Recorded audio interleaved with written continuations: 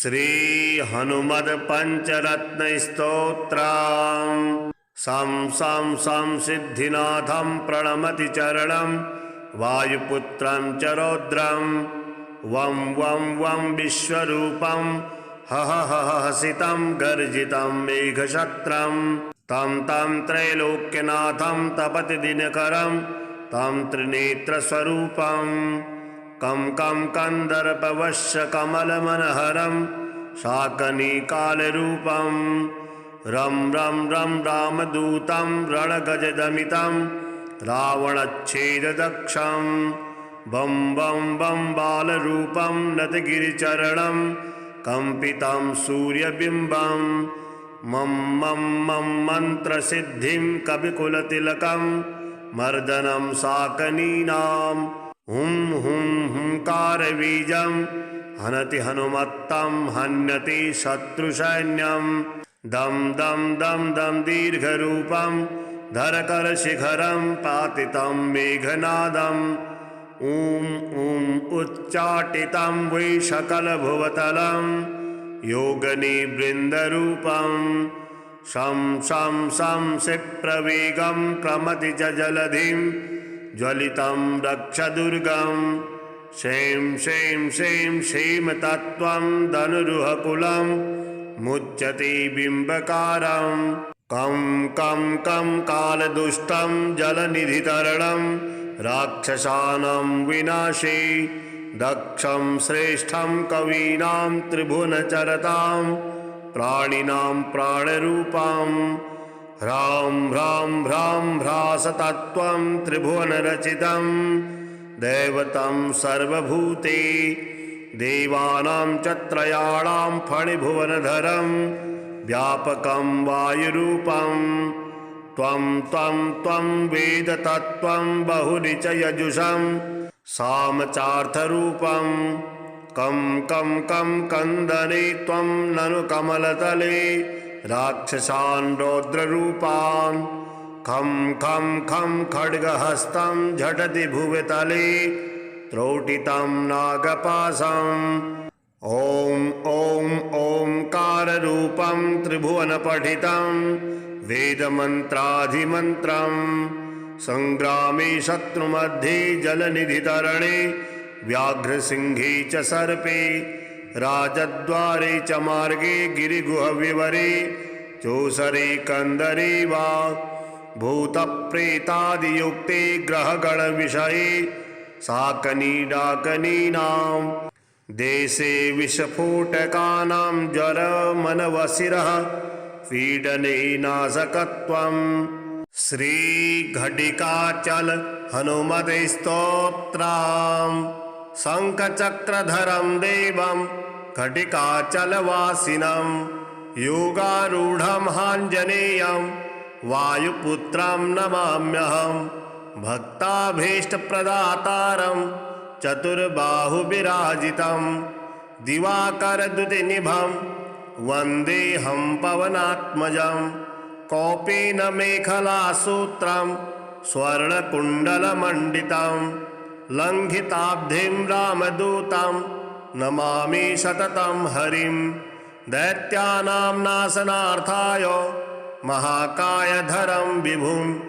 गदाधरकरो यस्तं वन्देऽहं मारुतात्मजं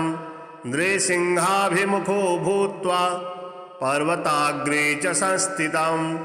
वाञ्छन्तं ब्रह्मपदवीं नमामि कपिनायकं बालादित्यवपुष्कं च सागरोत्तारकारकं समीरवेगं देवेशं वन्दे हिमितविक्रमं पद्मरागारुणमणि शोभितां कामरूपिणं पारिजाततरुस्थं च वन्देऽहं वनचारिणं रामदूतनमस्तुभ्यं पादपद्मार्चनं सदा देहि मे वाञ्छितफलं पुत्रपौत्रप्रवर्धनम् इदं स्तोत्रं पठे नित्यं प्रातः काले द्विजोत्तमः तस्याभीष्टं ददात्याशु रामभक्तो महाबलः। सं सं सं सिद्धिनाथं प्रणमति चरणं वायुपुत्रं च रौद्रं वं वं वं विश्वरूपं हह हह हसितं गर्जितं मेघशत्रं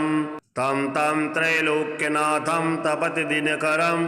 तं त्रिनेत्रस्वरूपं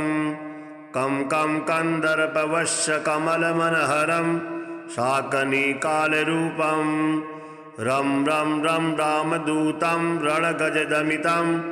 रावणच्छेददक्षं बं बं बं बालरूपं नतगिरिचरणं कम्पितं सूर्यबिम्बं मं मं मं मन्त्रसिद्धिं कविकुलतिलकं मर्दनं शाकनीनां हुं हुं हुंकारबीजं हनति हनुमत्तं हन्यति शत्रुसैन्यं दं दं दं दं दीर्घरूपं धरकरशिखरं पातितं मेघनादम् ऊं ऊं उच्चाटितं वै सकलभुवतलं योगनिवृन्दरूपं शं शं शं क्षिप्रवेगं प्रमथिजलधिं ज्वलितं रक्षदुर्गं शें शें शें क्षेमतत्त्वं धनुरुहकुलं मुच्यते बिम्बकारं कं कं कं कालदुष्टं जलनिधितरणं राक्षसानां विनाशे दक्षं श्रेष्ठं कवीनां त्रिभुवनचरतां प्राणिनां प्राणरूपं ह्रां ह्रां ह्रां ह्रासतत्त्वं त्रिभुवनरचितं दैवतं सर्वभूते देवानां च त्रयाणां फणिभुवनधरं व्यापकं वायुरूपं त्वं त्वं त्वं वेदतत्त्वं बहुनि च यजुषं सामचार्थरूपं कं कं कं कन्दने त्वं ननु कमलतले राक्षसान् रौद्ररूपान् खं खं खं खड्गहस्तं झटति भुवतले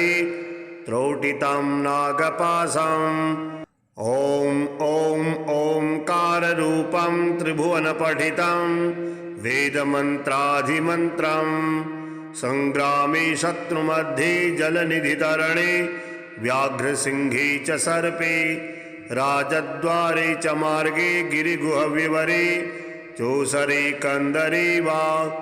भूतप्रेतादियुक्ते ग्रहगणविषये शाकनीडाकनीनां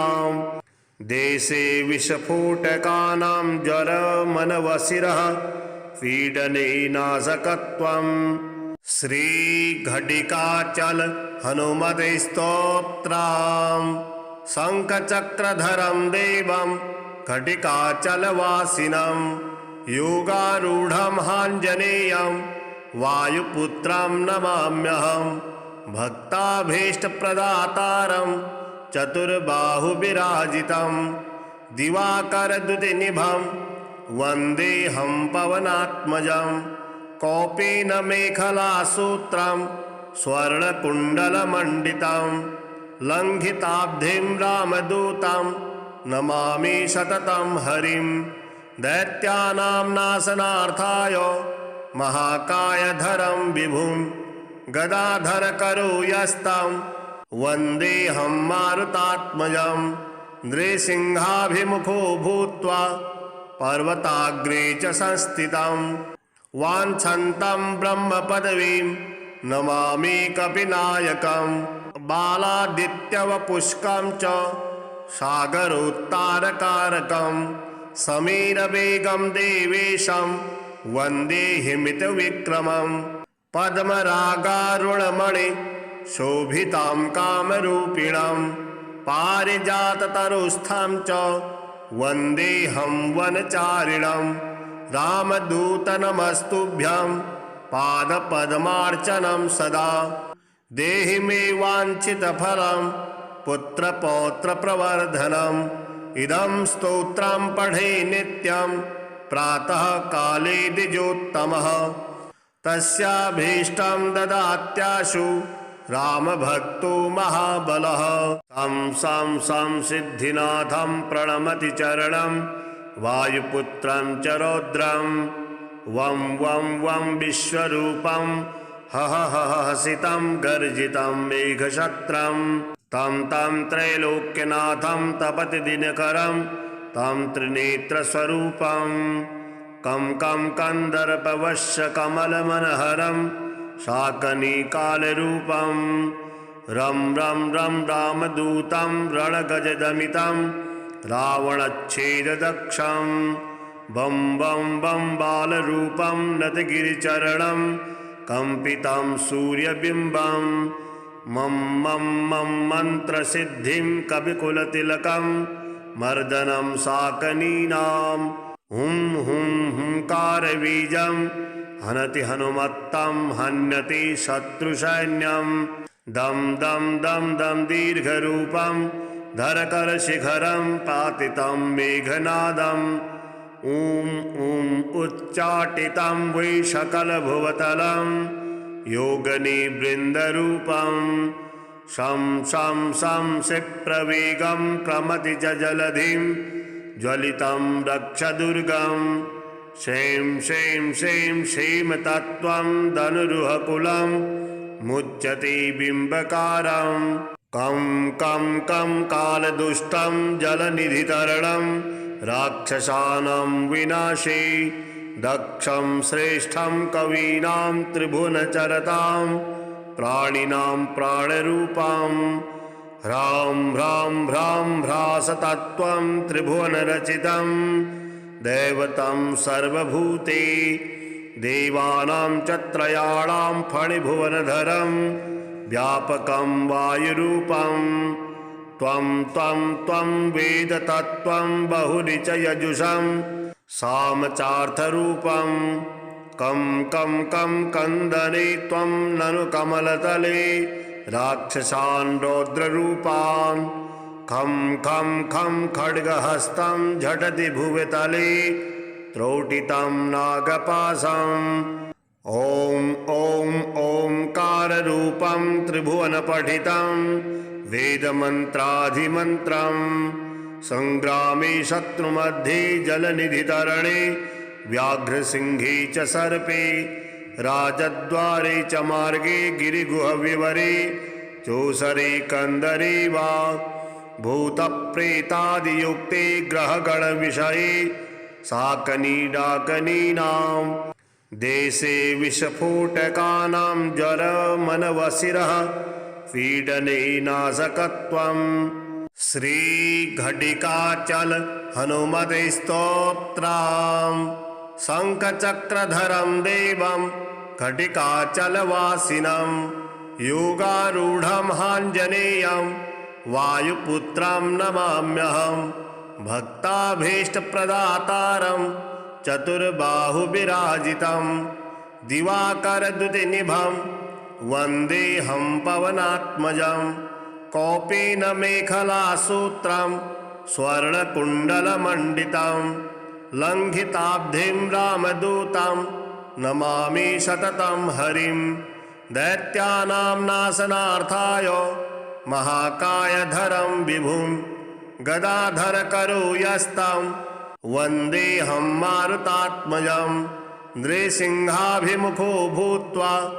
पर्वताग्रे च संस्थितं वाञ्छन्तं ब्रह्मपदवीं नमामि कपिनायकं बालादित्यवपुष्कं च सागरोत्तारकारकं समीरवेगं देवेशं वन्दे हिमितविक्रमं पद्मरागारुणमणि शोभितां कामरूपिणं पारिजाततरुस्थं च वन्देऽहं वनचारिणं रामदूतनमस्तुभ्यं पादपद्मार्चनं सदा देहि मे वाञ्छितफलं पुत्रपौत्रप्रवर्धनम् इदं स्तोत्रं पठे नित्यं प्रातः काले द्विजोत्तमः तस्याभीष्टं ददात्याशु रामभक्तो महाबलः सं सं सं सिद्धिनाथं प्रणमति चरणं वायुपुत्रं च रौद्रं वं वं वं विश्वरूपं हः हः हसितं गर्जितं मेघशत्रं तं तं त्रैलोक्यनाथं तपति दिनकरं तं त्रिनेत्रस्वरूपं कं कन्दर्पवश्य कमलमनहरं शाकनिकालरूपं रं रं रं रामदूतं रणगजदमितं रावणच्छेददक्षं बं बं बं बालरूपं नतगिरिचरणं कम्पितं सूर्यबिम्बं मं मं मं मन्त्रसिद्धिं कविकुलतिलकं मर्दनं शाकनीनां हुं हुं हुंकारबीजं हनति हनुमत्तं हन्यति शत्रुसैन्यं दं दं दं दं दीर्घरूपं धरकरशिखरं पातितं मेघनादम् ऊं ऊं उच्चाटितं वै सकलभुवतलं योगनिवृन्दरूपं शं शं शं क्षिप्रवेगं क्रमति च जलधिं ज्वलितं रक्षदुर्गं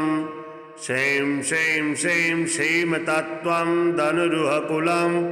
मुच्यते बिम्बकारं कं कं कं कालदुष्टं जलनिधितरणं राक्षसानां विनाशे दक्षं श्रेष्ठं कवीनां त्रिभुवनचरतां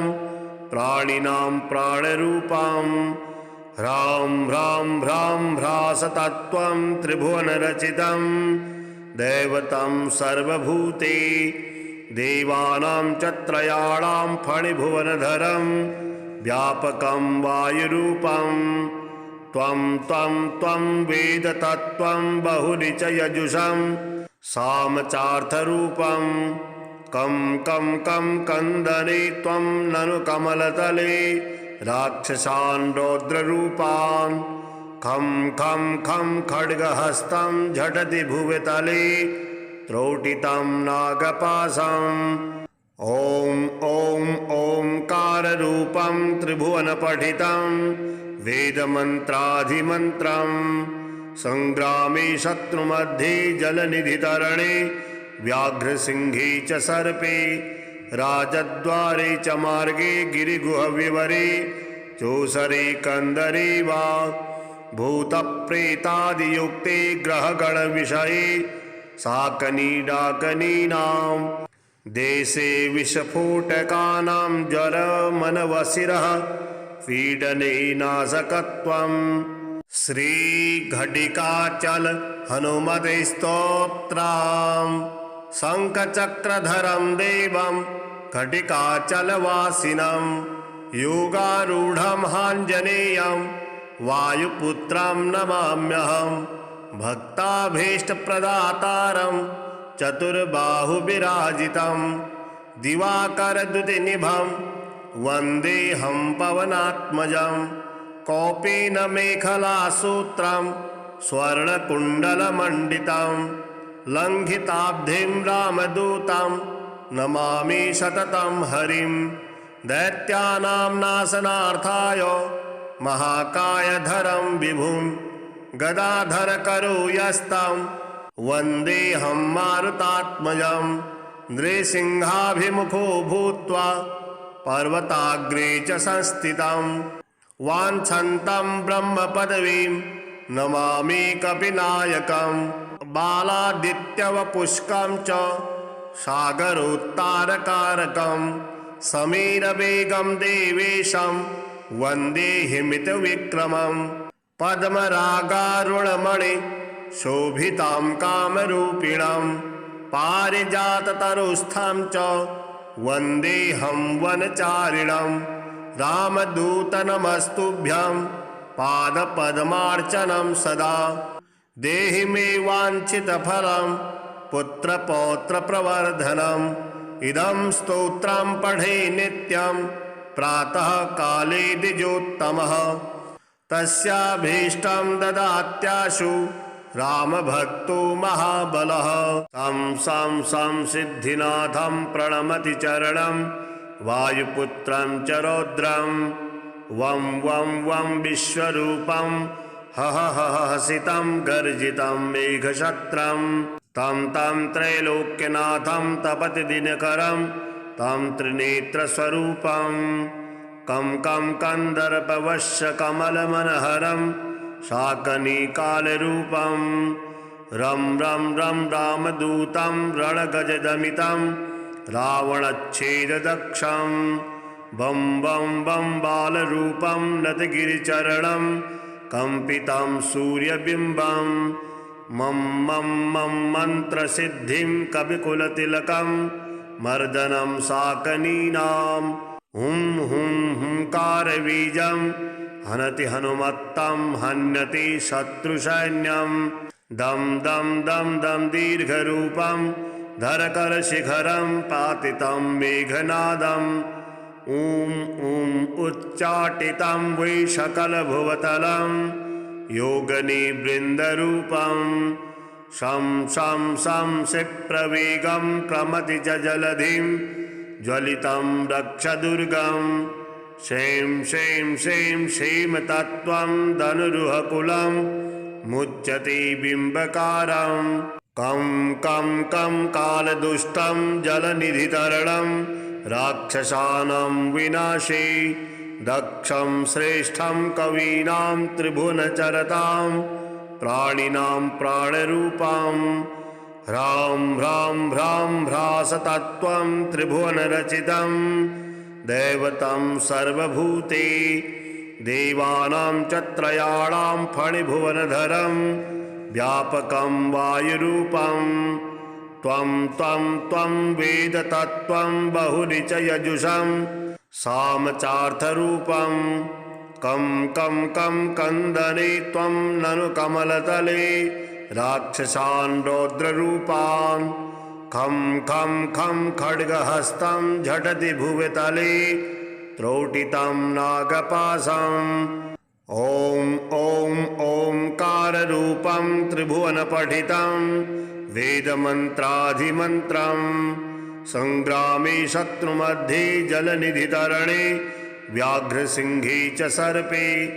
राजद्वारे च मार्गे गिरिगुहविवरे चोषरे कन्दरे वा भूतप्रेतादियुक्ते ग्रहगणविषये शाकनीडाकनीनां देशे विस्फोटकानां ज्वरमनवसिरः पीडने नाशकत्वं श्रीघटिकाचल हनुमते स्तोत्रं शङ्खचक्रधरं देवं घटिकाचलवासिनं योगारूढं हाञ्जनेयं वायुपुत्रं नमाम्यहं भक्ताभीष्टप्रदातारं चतुर्बाहुविराजितं दिवाकरद्युतिनिभं वन्देऽहं पवनात्मजं कौपीनमेखलासूत्रं स्वर्णकुण्डलमण्डितं लङ्घिताब्धिं रामदूतं नमामि सततं हरिं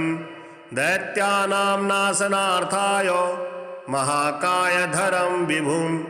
गदाधरकरो यस्तं वन्देऽहं मारुतात्मजं नृसिंहाभिमुखो भूत्वा पर्वताग्रे च संस्थितं वाञ्छन्तं ब्रह्मपदवीं नमामि कपिनायकं बालादित्यवपुष्कं च सागरोत्तारकारकं समीरवेगं देवेशं वन्दे हिमितविक्रमं पद्मरागारुणमणि शोभितां कामरूपिणं पारिजाततरुस्थं च वन्देऽहं वनचारिणं रामदूतनमस्तुभ्यं पादपद्मार्चनं सदा देहि मे वाञ्छितफलं पुत्रपौत्रप्रवर्धनम् इदं स्तोत्रं पठे नित्यं प्रातः काले द्विजोत्तमः तस्याभीष्टं ददात्याशु रामभक्तो महाबलः सं सं सं सिद्धिनाथं प्रणमति चरणं वायुपुत्रं च रौद्रं वं वं वं विश्वरूपं हह हह हसितं गर्जितं मेघशत्रं तं तं त्रैलोक्यनाथं तपति दिनकरं तं त्रिनेत्रस्वरूपं कं कं कन्दर्पवश्य कमलमनहरं शाकनिकालरूपं रं रं रं रामदूतं रणगजदमितं रावणच्छेददक्षं बं बं बं बालरूपं नतगिरिचरणं कम्पितं सूर्यबिम्बं मं मं मं मन्त्रसिद्धिं कविकुलतिलकं मर्दनं शाकनीनां हुं हुं हुंकारबीजं हनति हनुमत्तं हन्यति शत्रुसैन्यं दं दं दं दं दीर्घरूपं धरकरशिखरं पातितं मेघनादम् ॐ ॐ उच्चाटितं वै सकलभुवतलं योगनिवृन्दरूपं शं शं शं क्षिप्रवेगं क्रमति च जलधिं ज्वलितं रक्षदुर्गं शें शें शें क्षेमतत्त्वं धनुरुहकुलं मुच्यते बिम्बकारं कं कं कं कालदुष्टं जलनिधितरणं राक्षसानां विनाशे दक्षं श्रेष्ठं कवीनां त्रिभुवनचरतां प्राणिनां प्राणरूपं ह्रां ह्रां ह्रां ह्रासतत्त्वं त्रिभुवनरचितं दैवतं सर्वभूते देवानां च त्रयाणां फणिभुवनधरं व्यापकं वायुरूपं त्वं त्वं त्वं वेदतत्त्वं बहुनि च यजुषं सामचार्थरूपं कं कं कं कन्दने त्वं ननु कमलतले राक्षसान् रौद्ररूपान् खं खं खं खड्गहस्तं झटति भुवतले त्रोटितं नागपाशम् ॐ ॐ ओंकाररूपं त्रिभुवनपठितं वेदमन्त्राधिमन्त्रं संग्रामे शत्रुमध्ये जलनिधितरणे व्याघ्रसिंहे च सर्पे राजद्वारे च मार्गे गिरिगुहविवरे चोषरे कन्दरे वा भूतप्रेतादियुक्ते ग्रहगणविषये शाकनीडाकनीनां देशे विस्फोटकानां ज्वरमनवसिरः पीडने नाशकत्वं श्रीघटिकाचल हनुमते स्तोत्रं शङ्खचक्रधरं देवं घटिकाचलवासिनं योगारूढं आञ्जनेयं वायुपुत्रं नमाम्यहं भक्ताभीष्टप्रदातारं चतुर्बाहुविराजितं दिवाकरद्युतिनिभं वन्देऽहं पवनात्मजं कौपीनमेखलासूत्रं स्वर्णकुण्डलमण्डितं लङ्घिताब्धिं रामदूतं नमामि सततं हरिं दैत्यानां नाशनार्थाय महाकायधरं विभुं गदाधरकरो यस्तं वन्देऽहं मारुतात्मजं नृसिंहाभिमुखो भूत्वा पर्वताग्रे च संस्थितं वाञ्छन्तं ब्रह्मपदवीं नमामि कपिनायकं बालादित्यवपुष्कं च सागरोत्तारकारकं समीरवेगं देवेशं वन्देऽहिमितविक्रमं पद्मरागारुणमणि शोभितां कामरूपिणं पारिजाततरुस्थं च वन्देऽहं वनचारिणं रामदूतनमस्तुभ्यं पादपद्मार्चनं सदा देहि मे वाञ्छितफलं पुत्रपौत्रप्रवर्धनम् इदं स्तोत्रं पठे नित्यं प्रातः काले द्विजोत्तमः तस्याभीष्टं ददात्याशु रामभक्तो महाबलः सं सं सं सिद्धिनाथं प्रणमति चरणं वायुपुत्रं च रौद्रं वं वं वं विश्वरूपं हह हह हसितं गर्जितं मेघशत्रं तं तं त्रैलोक्यनाथं तपति दिनकरं तं त्रिनेत्रस्वरूपं कं कं कन्दर्पवश्य कमलमनहरं शाकनिकालरूपं रं रं रं रामदूतं रणगजदमितं रावणच्छेददक्षं बं बं बं बालरूपं नतगिरिचरणं कम्पितं सूर्यबिम्बं मम मम मम मन्त्रसिद्धिं कविकुलतिलकं मर्दनं शाकनीनां हुं हुं हुंकारबीजं हनति हनुमत्तं हन्यति शत्रुसैन्यं दं दं दं दं दीर्घरूपं धरकरशिखरं पातितं मेघनादम् ॐ ॐ उच्चाटितं वै सकलभुवतलं योगनिवृन्दरूपं शं शं शं शिप्रवेगं प्रमतिजलधिं ज्वलितं रक्षदुर्गं शें शें शें क्षेमतत्त्वं धनुरुहकुलं मुच्यते बिम्बकारं कं कं कं कालदुष्टं जलनिधितरणं राक्षसानां विनाशे दक्षं श्रेष्ठं कवीनां त्रिभुवनचरतां प्राणिनां प्राणरूपां ह्रां ह्रां ह्रां ह्रासतत्त्वं त्रिभुवनरचितं दैवतं सर्वभूते देवानां च त्रयाणां फणिभुवनधरं व्यापकं वायुरूपं त्वं त्वं त्वं वेदतत्त्वं बहुनि च यजुषं सामचार्थरूपं कं कं कं कन्दने त्वं ननु कमलतले राक्षसान् रौद्ररूपान् खं खं खं खड्गहस्तं झटति भुवतले त्रोटितं नागपाशम् ॐ ॐ ओंकाररूपं त्रिभुवनपठितं वेदमन्त्राधिमन्त्रं संग्रामे शत्रुमध्ये जलनिधितरणे व्याघ्रसिंहे च सर्पे राजद्वारे च मार्गे गिरिगुहविवरे चोषरे कन्दरे वा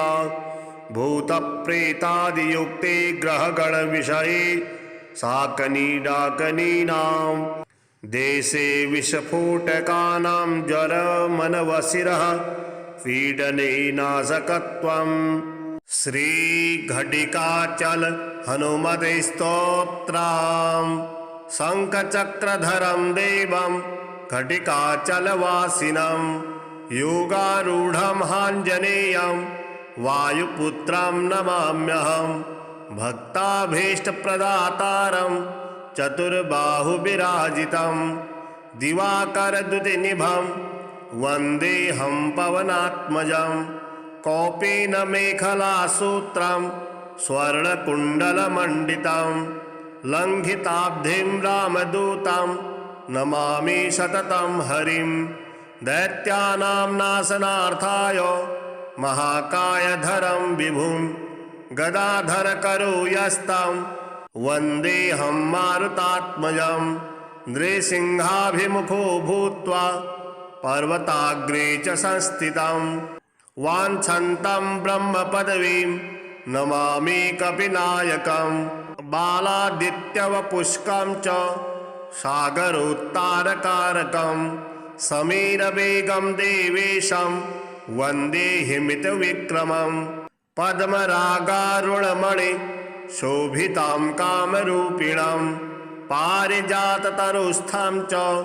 वन्देऽहं वनचारिणं रामदूतनमस्तुभ्यं पादपद्मार्चनं सदा देहि मे वाञ्छितफलं पुत्रपौत्रप्रवर्धनम् इदं स्तोत्रं पठे नित्यं प्रातः काले द्विजोत्तमः तस्याभीष्टं ददात्याशु रामभक्तो महाबलः तं सं सं सिद्धिनाथं प्रणमति चरणं वायुपुत्रं च रौद्रं वं वं वं विश्वरूपं हह हह हसितं गर्जितं मेघशत्रं तं तं त्रैलोक्यनाथं तपति दिनकरं तं त्रिनेत्रस्वरूपं कं कं कन्दर्पवश्य कमलमनहरं शाकनिकालरूपं रं रं रं रामदूतं रणगजदमितं रावणच्छेददक्षं बं बं बं बालरूपं नतगिरिचरणं कम्पितं सूर्यबिम्बं मम मम मम मन्त्रसिद्धिं कविकुलतिलकं मर्दनं शाकनीनां हुं हुं हुंकारबीजं हनति हनुमत्तं हन्यति शत्रुसैन्यं दं दं दं दं दीर्घरूपं धरकरशिखरं पातितं मेघनादम् ॐ ॐ उच्चाटितं वै सकलभुवतलं योगनिवृन्दरूपं शं शं शं शिप्रवेगं प्रमतिजलधिं ज्वलितं रक्षदुर्गं शें शें शें क्षेमतत्त्वं धनुरुहकुलं मुच्यते बिम्बकारं कं कं कं कालदुष्टं जलनिधितरणं राक्षसानां विनाशे दक्षं श्रेष्ठं कवीनां त्रिभुवनचरतां प्राणिनां प्राणरूपां ह्रां ह्रां ह्रां ह्रासतत्त्वं त्रिभुवनरचितं दैवतं सर्वभूते देवानां च त्रयाणां फणिभुवनधरं व्यापकं वायुरूपं त्वं त्वं त्वं वेदतत्त्वं बहुनि च यजुषं सामचार्थरूपं कं कं कं कन्दने त्वं ननु कमलतले राक्षसान् रौद्ररूपान् खं खं खं खड्गहस्तं झटति भुवतले त्रोटितं नागपाशम् ॐ ॐ ओंकाररूपं त्रिभुवनपठितं वेदमन्त्राधिमन्त्रं संग्रामे शत्रुमध्ये जलनिधितरणे व्याघ्रसिंहे च सर्पे राजद्वारे च मार्गे गिरिगुहविवरे चोषरे कन्दरे वा भूतप्रेतादियुक्ते ग्रहगणविषये शाकनीडाकनीनां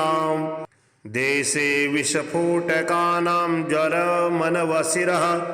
पीडने नाशकत्वं श्रीघटिकाचल हनुमते स्तोत्रम् शङ्खचक्रधरं देवं घटिकाचलवासिनं योगारूढं हाञ्जनेयं वायुपुत्रं नमाम्यहं भक्ताभीष्टप्रदातारं चतुर्बाहुविराजितं दिवाकरद्युतिनिभं वन्देऽहं पवनात्मजं कौपीनमेखलासूत्रं स्वर्णकुण्डलमण्डितं लङ्घिताब्धिं रामदूतं नमामि सततं हरिं दैत्यानां नाशनार्थाय महाकायधरं विभुं गदाधरकरो यस्तं वन्देऽहं मारुतात्मजं नृसिंहाभिमुखो भूत्वा पर्वताग्रे च संस्थितं वाञ्छन्तं ब्रह्मपदवीं नमामि कपिनायकं बालादित्यवपुष्कं च सागरोत्तारकारकं समीरवेगं देवेशं वन्देऽहिमितविक्रमं पद्मरागारुणमणि शोभितां कामरूपिणं पारिजाततरुस्थं च वन्देऽहं वनचारिणं रामदूतनमस्तुभ्यं पादपद्मार्चनं सदा देहि मे वाञ्छितफलं पुत्रपौत्रप्रवर्धनम् इदं स्तोत्रं पठे नित्यं प्रातः काले द्विजोत्तमः तस्याभीष्टं ददात्याशु रामभक्तो महाबलः सं सं सं सिद्धिनाथं प्रणमति चरणं वायुपुत्रं च रौद्रं वं वं वं विश्वरूपं हह हह हसितं गर्जितं मेघशत्रं तं तं त्रैलोक्यनाथं तपति दिनकरं तं त्रिनेत्रस्वरूपं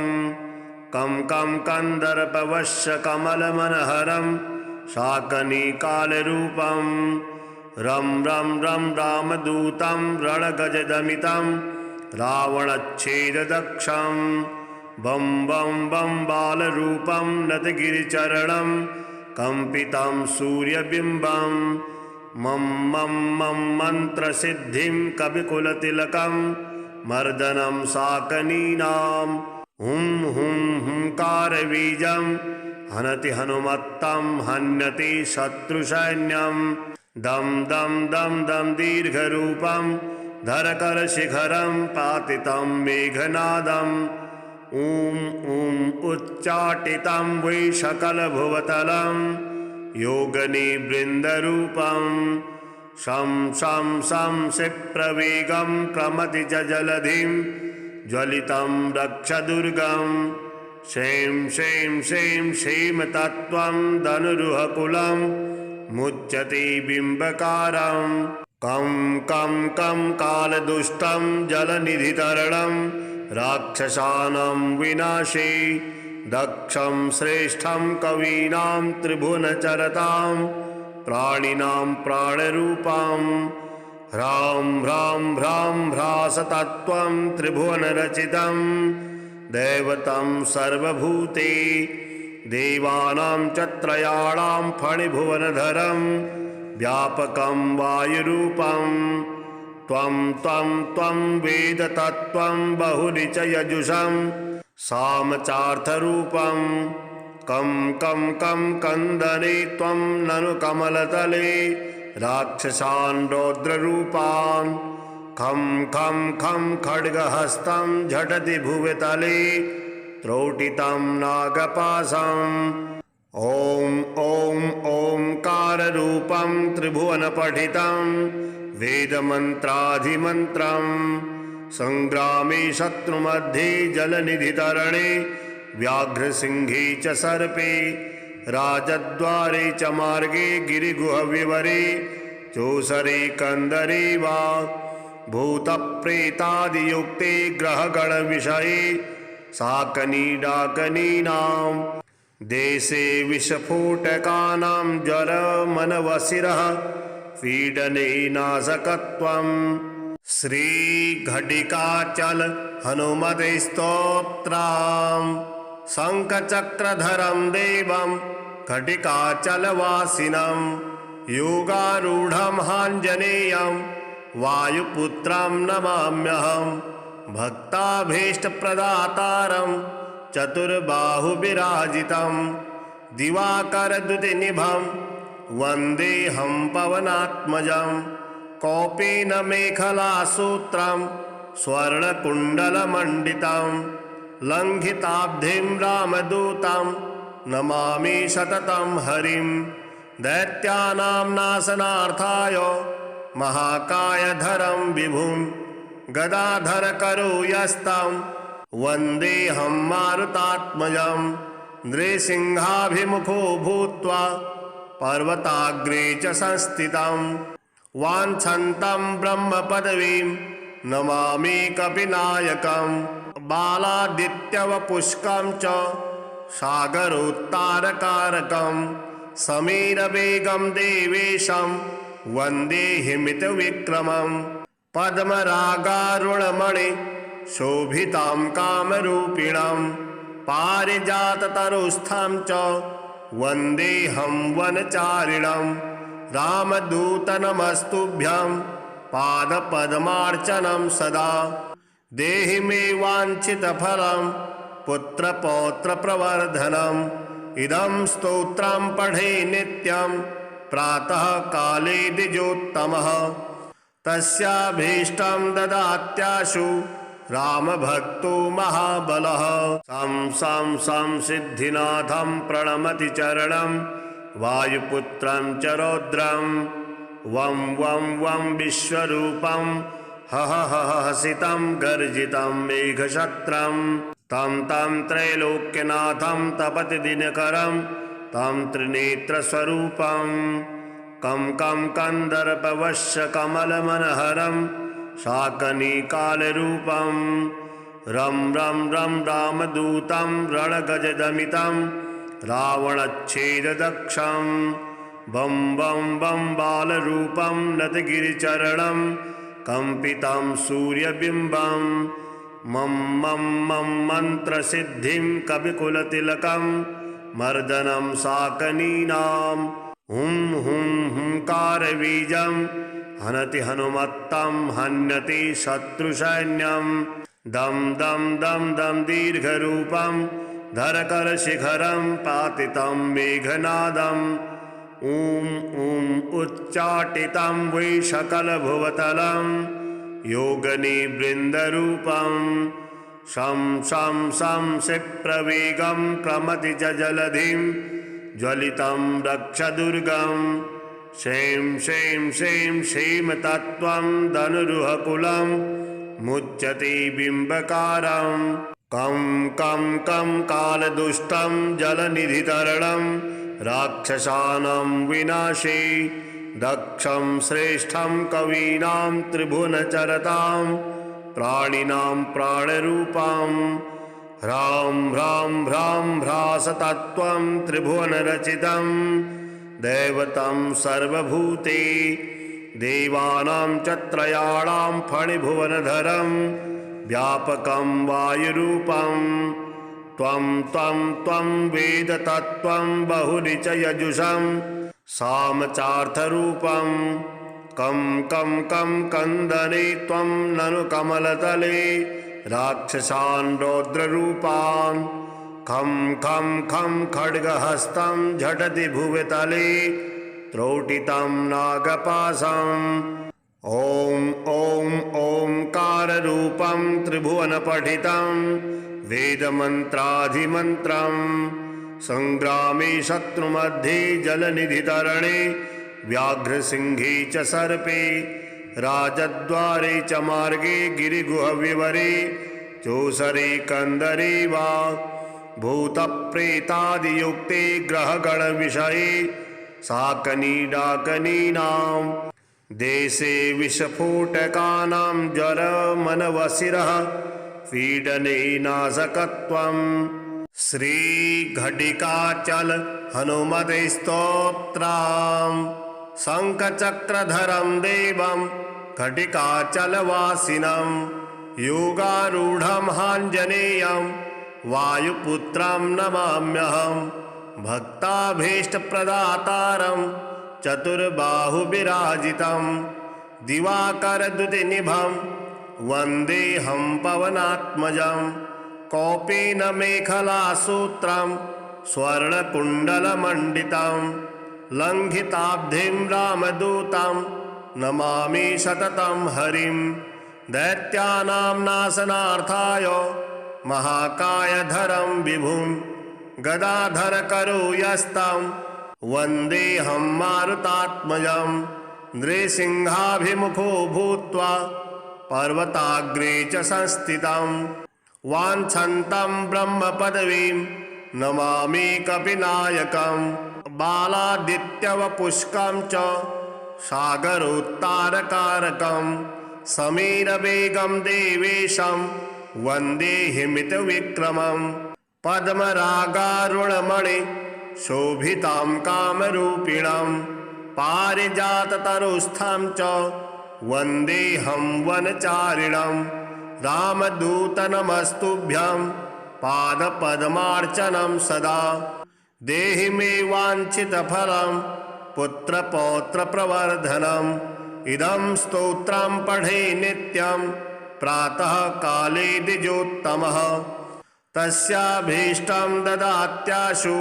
रामभक्तो महाबलः सं सं सं सिद्धिनाथं प्रणमति चरणं वायुपुत्रं च रौद्रं वं वं वं विश्वरूपं हह हह हसितं गर्जितं मेघशत्रं तं तं त्रैलोक्यनाथं तपति दिनकरं तं त्रिनेत्रस्वरूपं कं कं कन्दर्पवश्यकमलमनहरं शाकनिकालरूपं रं रं रं रामदूतं रणगजदमितं रावणच्छेददक्षं बं बं बं बालरूपं नतगिरिचरणं कम्पितं सूर्यबिम्बं मं मं मं मन्त्रसिद्धिं कविकुलतिलकं मर्दनं शाकनीनां हुं हुं हुंकारबीजं हनति हनुमत्तं हन्यति शत्रुसैन्यं दं दं दं दं दीर्घरूपं धरकरशिखरं पातितं मेघनादम् ॐ ॐ उच्चाटितं वै सकलभुवतलं योगनिवृन्दरूपं शं शं शं क्षिप्रवेगं प्रमति च जलधिं ज्वलितं रक्षदुर्गं शें शें शें क्षेमतत्त्वं धनुरुहकुलं मुच्यते बिम्बकारं कं कं कं कालदुष्टं जलनिधितरणं राक्षसानां विनाशे दक्षं श्रेष्ठं कवीनां त्रिभुवनचरतां प्राणिनां प्राणरूपं ह्रां ह्रां ह्रां ह्रासतत्त्वं त्रिभुवनरचितं दैवतं सर्वभूते देवानां च त्रयाणां फणिभुवनधरं व्यापकं वायुरूपं त्वं त्वं त्वं वेदतत्त्वं बहुनि च यजुषं सामचार्थरूपं कं कं कं कंदने त्वं ननु कमलतले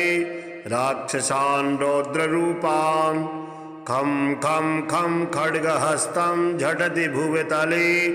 त्रोटितं नागपाशम् ॐ ॐ ओंकाररूपं त्रिभुवनपठितं वेदमन्त्राधिमन्त्रं संग्रामे शत्रुमध्ये जलनिधितरणे व्याघ्रसिंहे च सर्पे राजद्वारे च मार्गे गिरिगुहविवरे चोषरे कंदरे वा भूतप्रेतादियुक्ते ग्रहगणविषये शाकनीडाकनीनां देशे विस्फोटकानां ज्वरमनवसिरः पीडने नाशकत्वं श्रीघटिकाचल हनुमते स्तोत्रम् शङ्खचक्रधरं देवं घटिकाचलवासिनं योगारूढं हाञ्जनेयं वायुपुत्रं नमाम्यहं भक्ताभीष्टप्रदातारं चतुर्बाहुविराजितं दिवाकरद्युतिनिभं वन्देऽहं पवनात्मजं कौपीनमेखलासूत्रं स्वर्णकुण्डलमण्डितं लङ्घिताब्धिं रामदूतं नमामि सततं हरिं दैत्यानां नाशनार्थाय महाकायधरं विभुं गदाधरकरो यस्तं वन्देऽहं मारुतात्मजं नृसिंहाभिमुखो भूत्वा पर्वताग्रे च संस्थितं वाञ्छन्तं ब्रह्मपदवीं नमामि कपिनायकं बालादित्यवपुष्कं च सागरोत्तारकारकं समीरवेगं देवेशं वन्दे हिमितविक्रमं पद्मरागारुणमणि शोभितां कामरूपिणं पारिजाततरुस्थं च वन्देऽहं वनचारिणं रामदूतनमस्तुभ्यं पादपद्मार्चनं सदा देहि मे वाञ्छितफलं पुत्रपौत्रप्रवर्धनम् इदं स्तोत्रं पठे नित्यं प्रातः काले द्विजोत्तमः तस्याभीष्टं ददात्याशु